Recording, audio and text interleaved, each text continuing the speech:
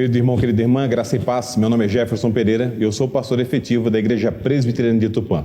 A mensagem a seguir é uma síntese do nosso culto do último domingo. Que você seja abençoado grandemente.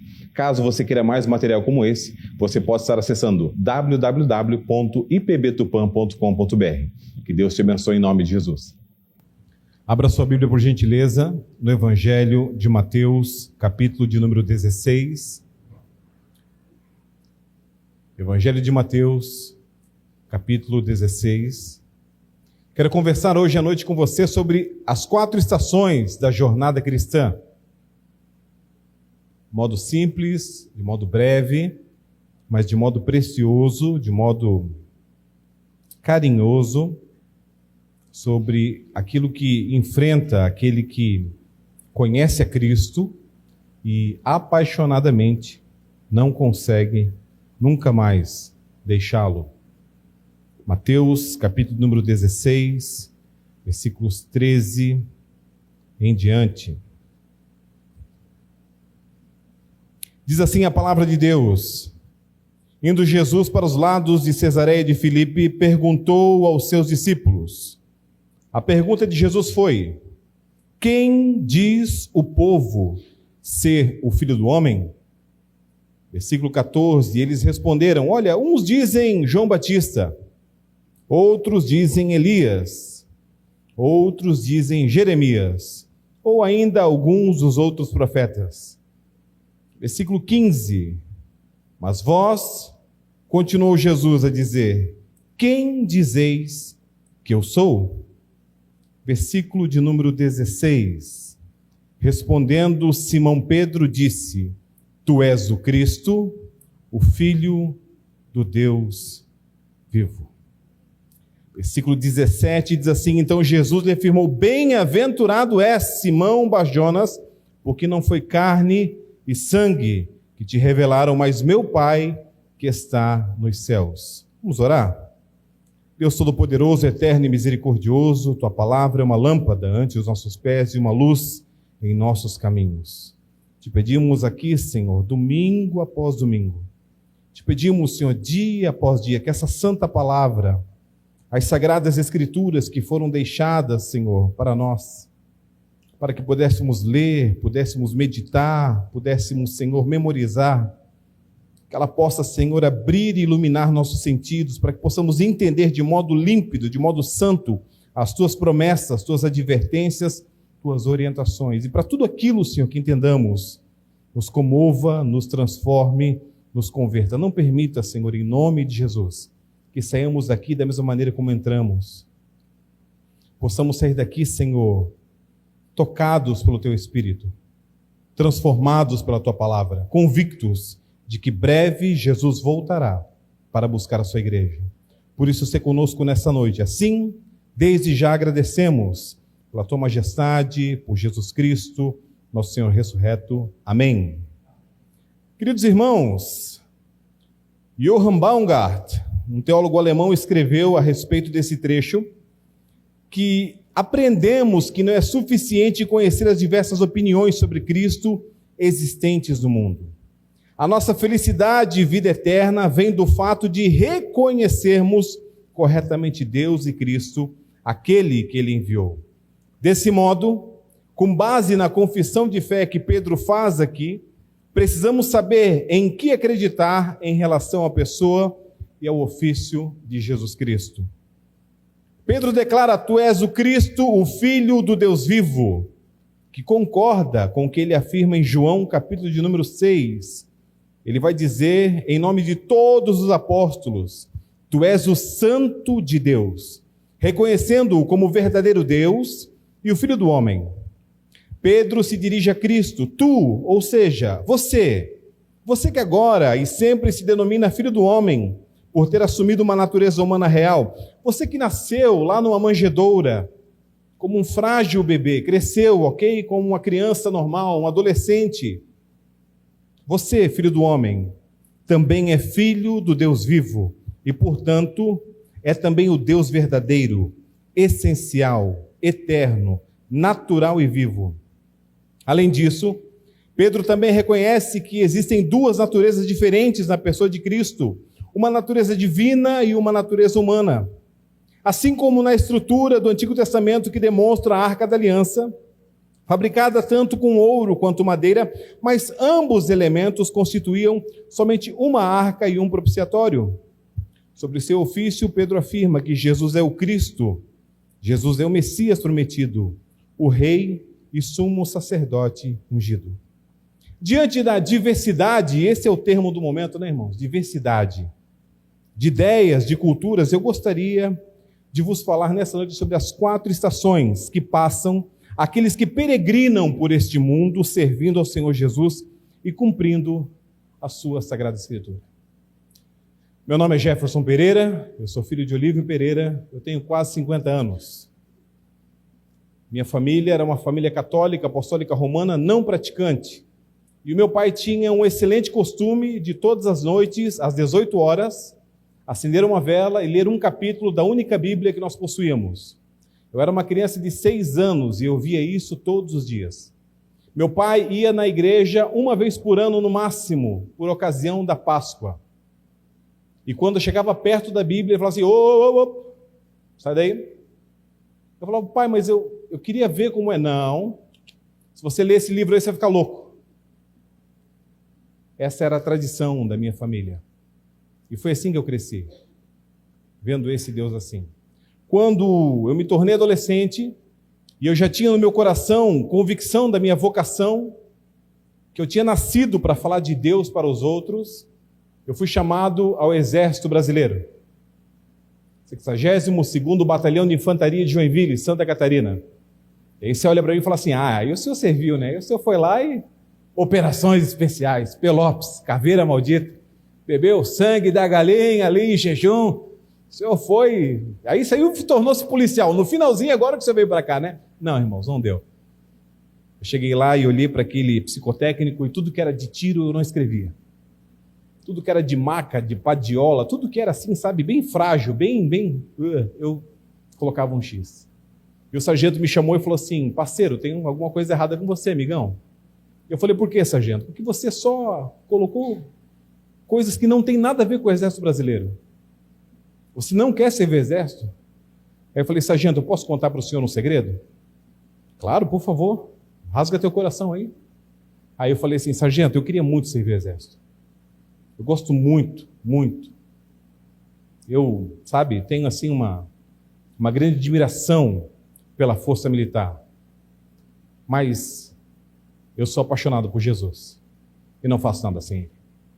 Se eu entrar para o Exército, eu não vou conseguir servir Jesus. Se eu entrar para o Exército, eu vou me enveredar aqui para cabo, para sargento, para outra coisa, e não vai dar certo. Eu não vou conseguir. Então, é melhor eu não servir o Exército. Ele falou, mas você quer ser o quê então? Eu falei, eu quero ser pastor. Ele falou, sério? Eu falei, sério. Pastor de igreja? Eu falei, isso, de igreja. De ovelha de igreja, não de outras ovelhas. Ele falou, então eu vou te liberar do exército e você vai se tornar pastor e vai prometer para mim que você vai pregar o evangelho. Eu falei, combinado. E aí eu vim parar aqui, irmãos. Claro que essa história é muito maior, né?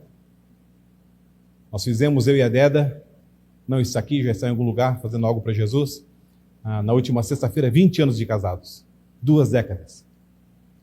Deus é incrível, né? Eu falei, Senhor, Tu é incrível, Senhor. 2 décadas. Porque quando eu era adolescente, papai falava o quê? Esse menino nunca vai dar nada. Rapaz, isso é estragado. Meu Deus. O que é esse aqui? Meu filho, levanta um pé, outro está pegando fogo.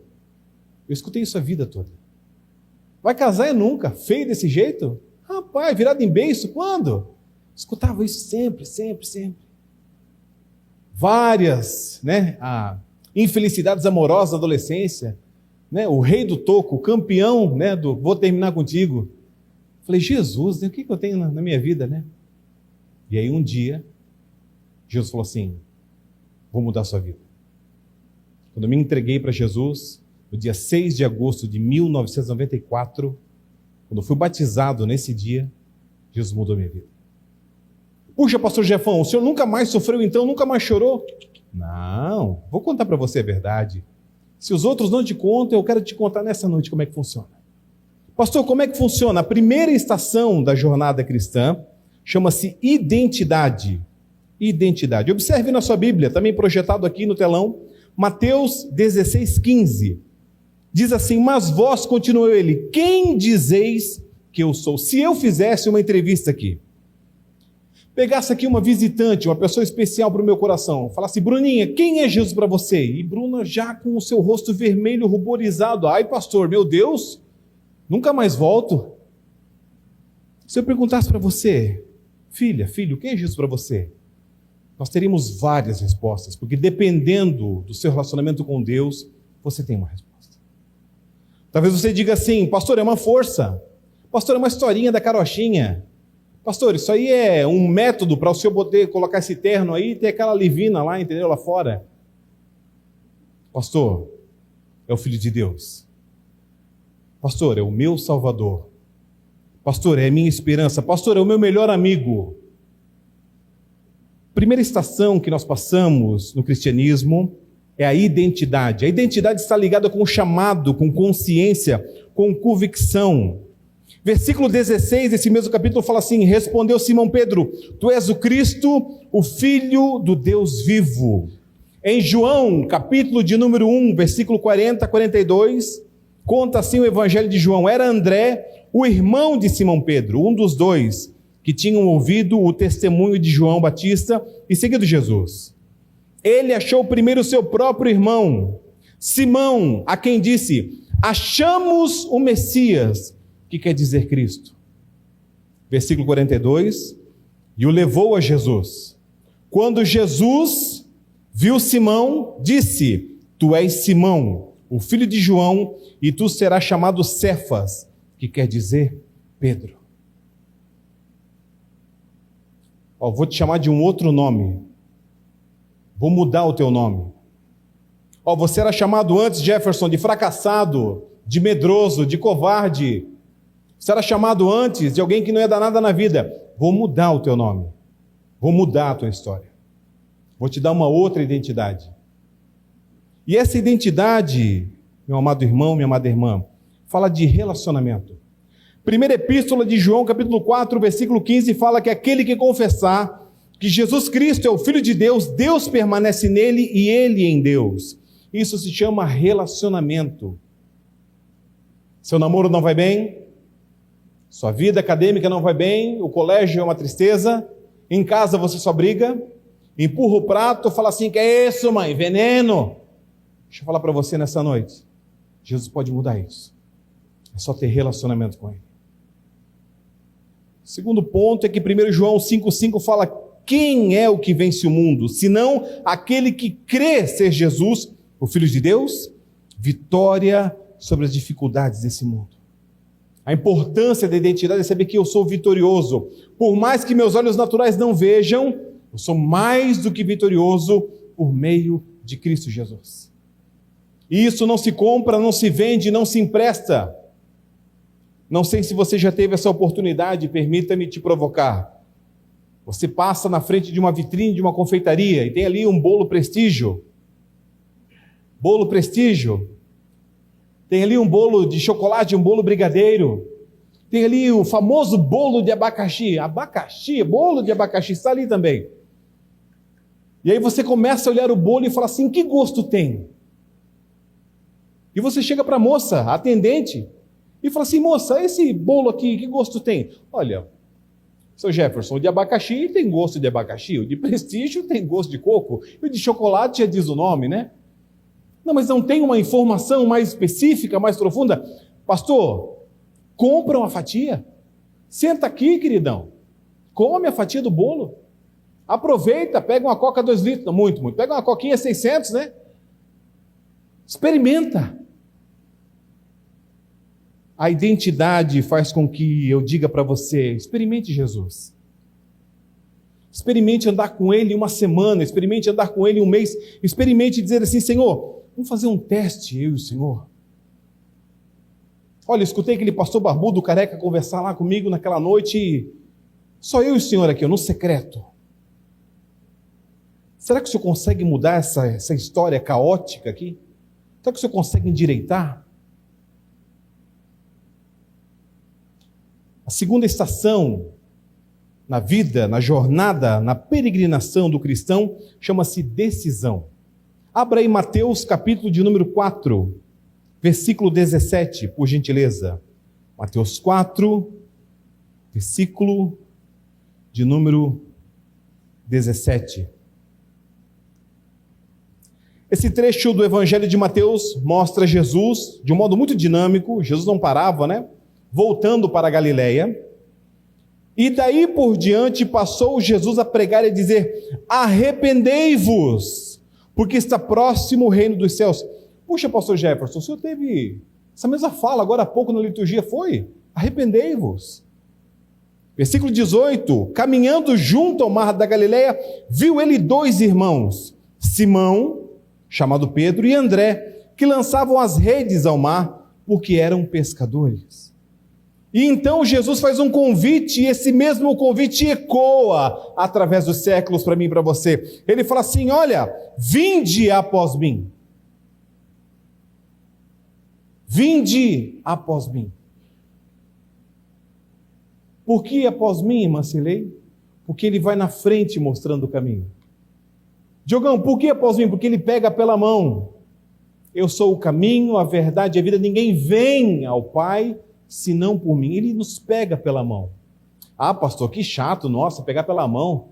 Mó careta, mó brega. Não. Isso chama-se proteção. Mas há uma necessidade de decisão aqui. E a decisão se encontra no versículo 20.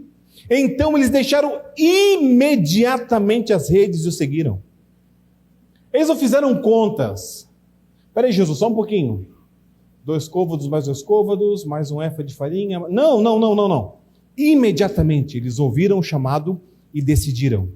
A segunda estação na peregrinação do cristão é ele tomar decisão, porque decisão está ligado com atitude, com proatividade, com coragem, com ousadia.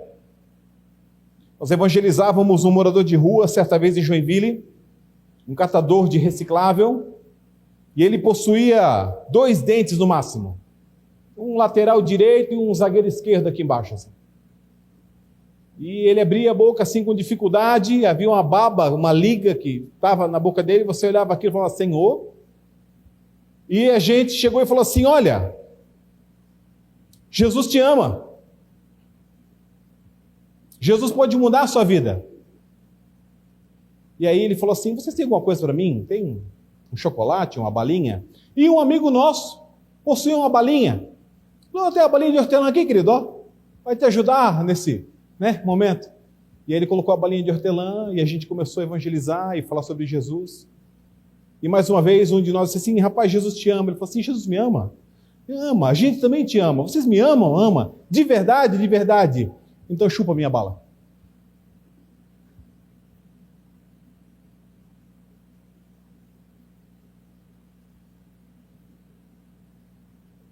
Tu me ama? Então chupa a minha bala. Eu tenho um amigo meu, ele possui o nome do meu pai, Olívio. Presbítero Olívio Mafra foi para a África em missões.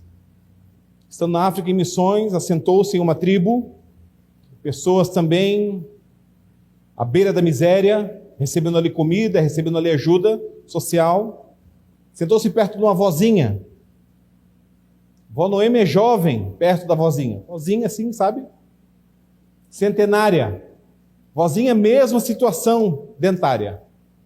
Sabe? Gargamelzinho. Coisa mais linda, sentadinho.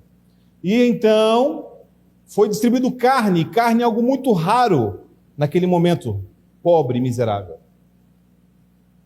E aí, pegou, deu a carne para a vozinha. A vozinha chegou e mostrou para ele, deu a carne para ele. Ele achou que ela estava dando para ele, ele botou na boca. Quando ele botou na boca, o tradutor falou assim: presbítero, não engula. E aí ele achou: é veneno? Não engula a carne, só mastigue. Mastigue o suficiente para devolver para ela, porque o senhor está mastigando para ela, porque ela não possui os dentes. E o senhor vai mastigar para ela. O presbítero Olívio começa a mastigar aquela carne, lembrando de todo o amor que ele tem pela Escritura, por Jesus, e devolve então, tio Eliseu, para a avó. Quando devolve para a avó coloca na boca assim. E devolve para ele. Sabe quando o queijo... É, mesma coisa. E aí ele faz assim para o trator assim, oh meu Deus, a avó está devolvendo a carne. O senhor mastigou pouco, o senhor tinha que ter mastigado mais. Mastiga mais. A decisão de seguir a Cristo, a decisão de deixar imediatamente o que você está fazendo, ela é necessária para mim e para você, irmãos, porque é uma estação nossa. A decisão de ter ousadia, de atender o convite profético do Senhor. Mateus capítulo 10, versículo 37 fala assim, quem ama seu pai ou sua mãe mais do que a mim não é digno de mim. Quem ama seu filho, sua filha, mais do que a mim não é digno de mim. Mateus 19, 27. Então Pedro, personagem principal dessa mensagem nessa noite, exemplo meu e teu, disse, eis que nós tudo deixamos e te seguimos. O que será, pois, de nós? Pastor Jefferson, eu estou pronto, pastor, eu quero esse Jesus. Não estou falando aqui do livro, da manual de regras da igreja presbiteriana. Eu quero esse Jesus que muda vidas. Mas o que será de mim? Jesus responde, versículo 28 do capítulo 19 de Mateus. Jesus lhes respondeu, em verdade vos digo, que vós, os que me seguistes, quando na regeneração, na renovação do mundo, o Filho do Homem se assentar no trono da sua glória, também vós vos assentareis em 12 tronos para julgar as 12 tribos de Israel. Deus está pegando 12 pescadores simplórios, ninguém ali tem PhD, ninguém ali tem um doutorado, e está prometendo colocar em 12 tronos para julgar as 12 tribos de Israel. 29. E todo aquele, ou seja, eu e você, que tiver deixado casas, irmãos, irmãs, ou pai, ou mãe, ou esposa, ou filhos, ou campos, por causa do meu nome, receberá muitas vezes mais e herdará a vida eterna. Mas é importante o versículo 30 para mim e para você. Porém, muitos primeiros serão últimos, e os últimos serão primeiros. Puxa, pastor, vale para 2023? Vale. Vale até o Senhor voltar. Dá tempo ainda de atender este convite. Dá tempo ainda de... Deixar o quê, pastor? Deixa seus vícios. Deixa sua boca de lixo que só fala palavrão. Sua boca murmuradora que só reclama. Reclama de tudo. Se está quente é o inferno. Se está frio eu vou congelar. Se está chovendo eu vou morrer afogado. Se não está chovendo, eu vou morrer, entendeu? Porque meu nariz está seco, está sangrando. Se a comida está quente, eu queimo minha boca. Se a comida está fria, eu sou um morador de rua. Se meu pai me abraça, abraça muito apertado. Ai, pai, sai, solta. Se meu pai não me abraça, tem vergonha de mim. Se meu pai me deixa na frente do colégio, eu tenho vergonha. Se meu pai não me deixa na frente do colégio, quer que eu ande quanto? 1 quilômetro, amigo? Para mais perto ali, pai.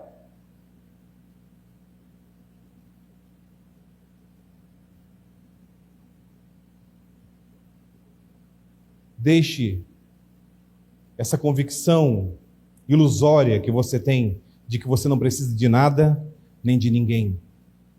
Deixe essa convicção ilusória de que você é autossuficiente, que quem escolhe seus amigos é você, de quem escolhe suas roupas é você, quem escolhe seu futuro é você. Eu mando em mim, pastor Jefão. Meu corpo, minhas regras, minha casa, minha vida. E outros nomes de programas sociais que você pode escolher em qualquer um aí. Pastor, como é que funciona então, pastor? A decisão, eu digo, Senhor, sou teu, salvai-me. Senhor, sou teu, salvai-me. Não sei como vai ser o dia de amanhã, mas vou me preparar o melhor possível para com excelência te servir. Teu sonho é ser engenheiro? Deus te abençoe, meu filho. Seja um excelente engenheiro, uma excelente engenheira. Teu sonho é ser médico, médica? Deus te abençoe, salve vidas, cure pessoas. Teu sonho é ser o quê? Minha filha não está aqui agora, está dando aula. Minha filha era criança ainda, nessa época, ok? Não a julguem. Certa vez perguntei para a Laura Victória, falei, Laura, o que você quer ser da vida, filha? Papai, eu quero ser caixa de supermercado. Oi?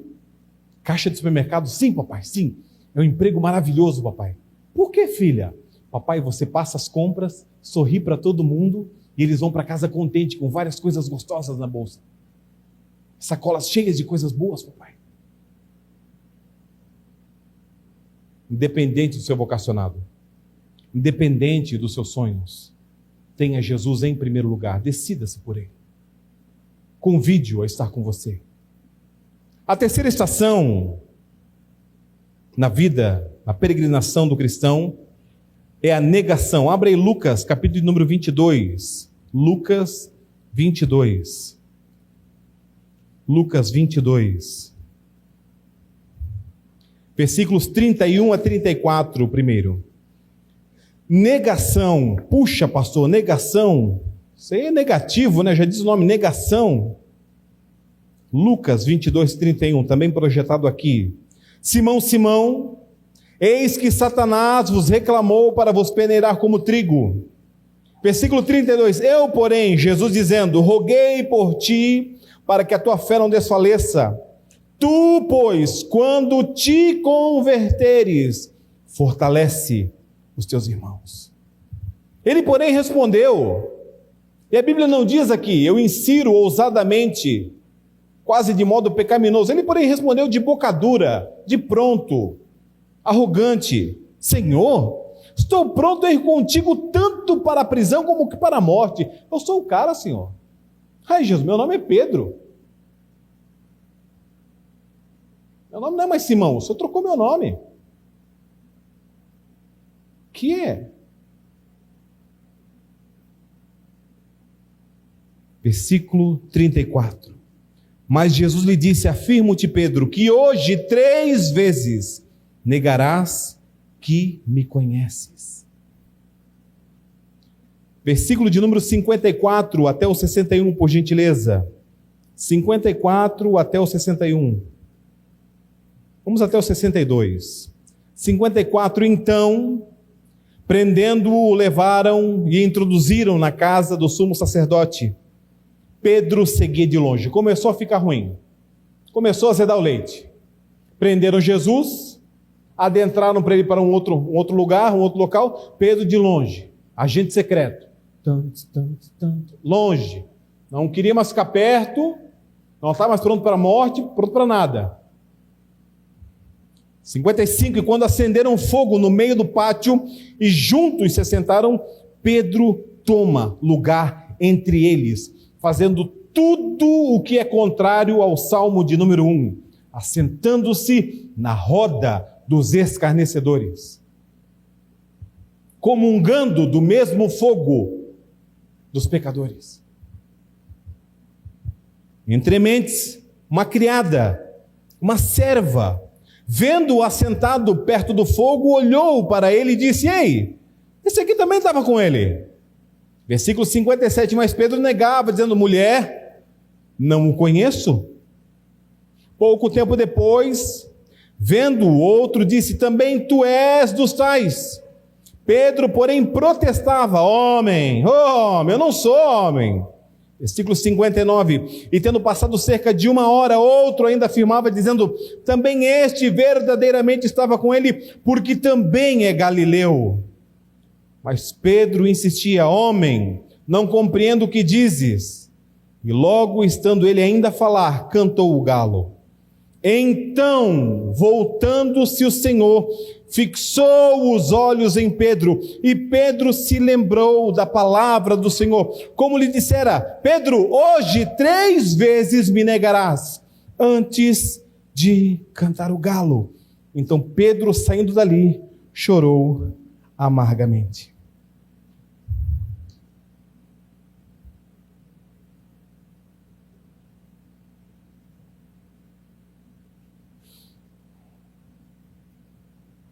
Já aconteceu com você? Se os outros não te contam, eu conto, já aconteceu comigo. Você é crente? Eu vou lá naquela igreja, né? Eu visito. Você é crente? Não, eu fui lá só por causa do Juninho. Se não fosse o Júnior, eu não tinha ido jamais. Você é crente? Não, eu tenho uma cabeça aberta. Sou uma pessoa que acredita em várias coisas. O versículo de número 62 fala que Pedro saiu dali e chorou amargamente. Sabe qual é a diferença entre Pedro e Judas?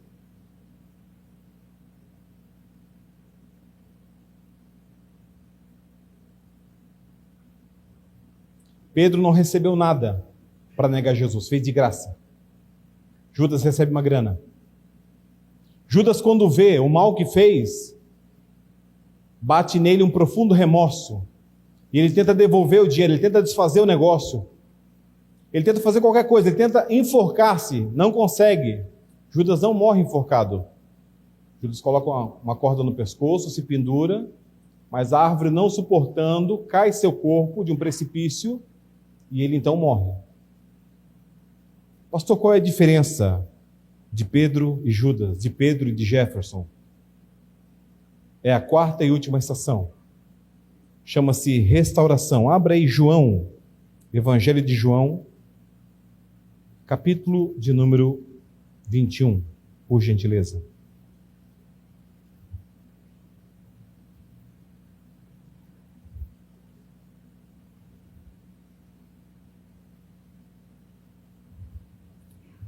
João, capítulo 21.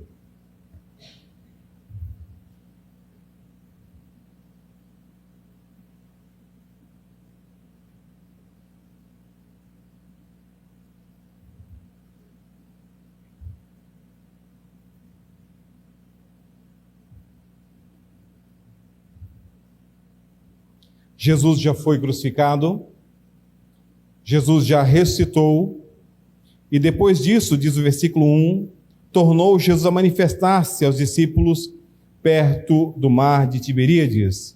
E foi assim que ele se manifestou. Estavam juntos Simão Pedro, Tomé, chamado Dídimo, Natanael, que era de Caná da Galileia, e os filhos de Zebedeu, e mais 2 dos seus discípulos. Versículo 3, preste atenção à situação emocional de Pedro. Disse-lhe Simão Pedro: vou pescar. Disseram-lhe os outros: também nós vamos contigo. Saíram e entraram no barco, e naquela noite nada apanharam. Mas ao clarear da madrugada estava Jesus na praia. Todavia os discípulos não reconheceram que era ele. Porque quando você nega, quando você abandona o Mestre, quando você vira as costas para o Senhor, você para de reconhecer a mão de Deus aonde Ele está. Versículo 5, perguntou-lhes Jesus de longe. Jesus está na praia, eles estão no barco. Como se assim, do outro lado da rua, né?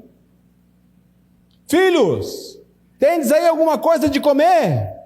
Responderam-lhe: não. Porque quando você nega Jesus, você não tem mais provisão. Você não tem mais alimento. Quando você não tem Jesus na sua vida, você não tem nada que te sustente. Não há Netflix que te faça feliz, não há HBO que te faça feliz. Não tem Prime Video que te... Não, esse filme não quero, esse aqui não quero, essa série não quero. Não tem como, irmão. Sem Jesus não há provisão, não há sustento. Então, Jesus lhe disse: lançai a rede à direita do barco e achareis. E assim fizeram. E já não podiam puxar a rede, tão grande era a quantidade de peixes. Aquele discípulo a quem Jesus amava disse a Pedro: Pedro, é o Senhor. Simão Pedro, ouvindo que era o Senhor, cingiu-se com a sua veste, porque estava despido, e lançou-se ao mar. Mas os outros discípulos vieram no barquinho, puxando a rede com os peixes, devagarzinho, porque não estavam distante da terra, senão quase 200 côvados. Ao saltarem em terra, viram então ali na praia, na areia, umas brasas, e em cima peixes, e havia também pão. Disse-lhes Jesus: trazeis alguns dos peixes que acabastes de apanhar. Simão Pedro então entra no barco e arrasta a rede para a terra, cheia de 153 grandes peixes. E não obstante, por serem tantos, a rede não se rompeu, porque onde está Jesus, existe provisão. Onde está Jesus, existe estrutura. Onde está Jesus, existe mudança de vida. Disse-lhe Jesus: vinde, comei. Nenhum dos discípulos, versículo 12, ousava perguntar-lhe: quem és tu? Porque sabiam que era o Senhor. Veio Jesus, tomou o pão e lhes deu, e de igual modo o peixe. E já era essa a terceira vez que Jesus se manifestava aos discípulos, depois de ter ressuscitado dentre os mortos. A restauração na minha e na sua vida acontece quando eu e você temos consciência de que Deus é amor. Deus é justiça, E Deus é amor. O texto diz: depois de terem comido, perguntou Jesus a Simão Pedro: Simão, filho de João, ama-me mais do que esses outros? Respondeu ele: sim, Senhor, tu sabes que eu te amo. E ele disse: apacenta os meus cordeiros. Tornou a perguntar-lhe pela segunda vez: Simão, filho de João, tu me amas?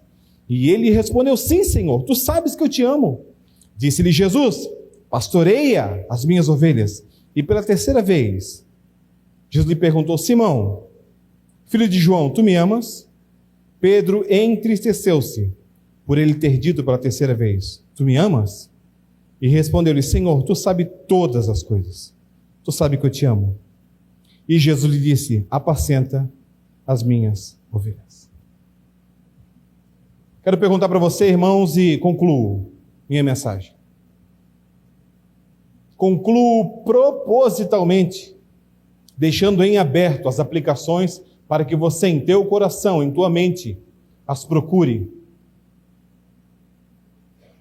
Se Jesus Cristo de Nazaré se personificasse aqui em uma aparição, uma teofania, você pudesse vê-lo, pudesse tocá-lo, como ocorreu aqui em João capítulo 21, e perguntasse, olhando no fundo dos seus olhos: tu me amas? O que é que você responderia? Sabendo que foi ele que se entregou, sabendo que foi ele que morreu na cruz do Calvário, uma dívida que era tua e minha, ele pagou. Uma dívida impagável. Porque quando eu e você cortamos um dedo, quando eu e você nos machucamos, damos uma topada numa quina, chamamos raios e trovões, aquele palavrão mais obscuro, no fundo do estômago, sai, né? A pessoa vomita aquilo, ai, aleluia, né? E aí você fala assim: nossa, foi só uma topada, foi só um cortezinho no dedo, é só uma afta. E Jesus foi pregado na cruz do Calvário. Quando dizemos assim: você já assistiu a paixão de Cristo? Ah, não, pastor, misericórdia. A hora que chega ali aquela parte do espancamento ali, é muito sangue, não, eu não consigo. Foi exatamente aquilo ali que aconteceu por mim e por você. Mas ai do nosso pai e nossa mãe levantar um chinelo hoje. Ah, meu Deus. Ai da gente saber que um parente nosso levantou a mão para um filho, para um sobrinho. Não, chamar o conselho tutelar. Mas ele apanhou por mim e por você. Se o Senhor perguntasse para você: tu me amas? Como você responderia? Porque a restauração ocorre quando Pedro fala: Senhor, tu sabes que eu te amo. Tu sabes que eu te amo. Com todos os meus defeitos, todas as minhas limitações, eu te amo. Quero convidar o Ministério de Cânticos a estar aqui conosco. Quero convidar você que você baixe sua cabeça. Quero te desafiar a fechar seus olhos. Quero te desafiar a pensar em tudo aquilo que Jesus fez por você. Quero te desafiar a pensar em qual estação da sua peregrinação você se encontra. Você tem identidade? Você tem decisão? Você tem negado o Senhor? Ou você precisa nessa noite ser restituído a tua coragem e o teu carinho? Posso te garantir, meu amado irmão, minha amada irmã, que se você, nessa noite, entregar tua vida para Jesus, você nunca mais vai ser o mesmo. Os problemas, eles ainda vão acontecer. Os desafios, eles ainda vão aparecer. Mas você terá poder do Espírito Santo de Deus. Você terá as Sagradas Escrituras, você terá amigos e amigas, irmãos e irmãs, que vão estar perto de você, para socorrer você e para te dizer que Jesus é a saída. Baixe sua cabeça, feche seus olhos. Logo a seguir, compeliu Jesus os discípulos a embarcar e passar adiante dele para o outro lado, enquanto ele despedia as multidões. E despedidas as multidões, subiu ao monte a fim de orar sozinho. E caindo tarde, lá estava Jesus só, Entretanto, o barco já estava longe, muitos metros da terra, açoitado pelas ondas, porque o vento era contrário àquele pequeno barco. Na quarta vigília da noite, já na madrugada, foi Jesus ter com eles, andando miraculosamente, de modo sobrenatural por sobre o mar. E os discípulos, ao verem-no andando sobre as águas, ficaram desesperadamente assustados e exclamaram: é um fantasma, é um fantasma! E tomados de medo, gritavam. Mas Jesus imediatamente lhes disse: tende bom ânimo, sou eu, não temais. Então Pedro,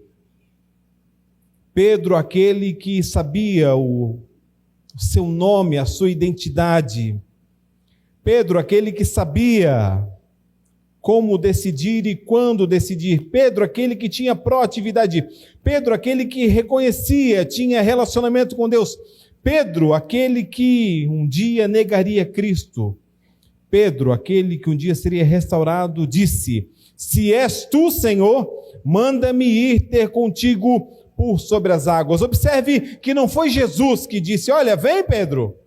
Foi Pedro que propôs, Pedro ousado, Pedro corajoso. E Jesus diz: vem, boa é a tua proposta.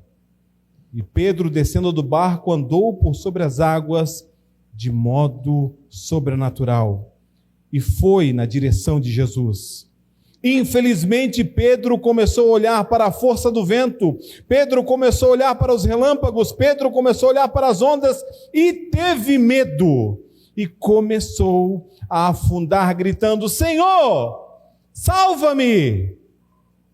E prontamente Jesus estendeu a mão, tomou-lhe e disse: homem de pequena fé, por que duvidaste? E subindo ambos para o barco, cessou o vento.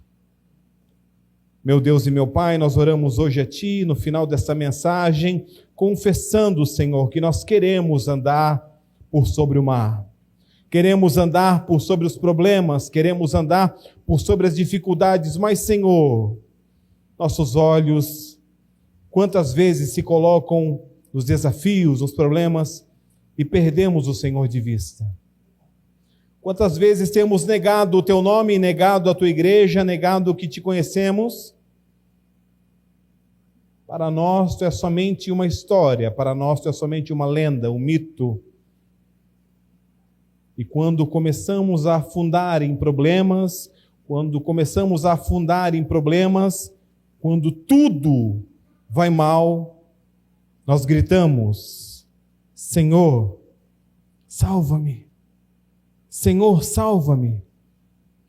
E nós queremos Te agradecer, Deus Pai, porque Deus amou o mundo de tal maneira que deu Seu único Filho, Jesus Cristo, para que todo o que nele crê não pereça, mas tenha a vida eterna.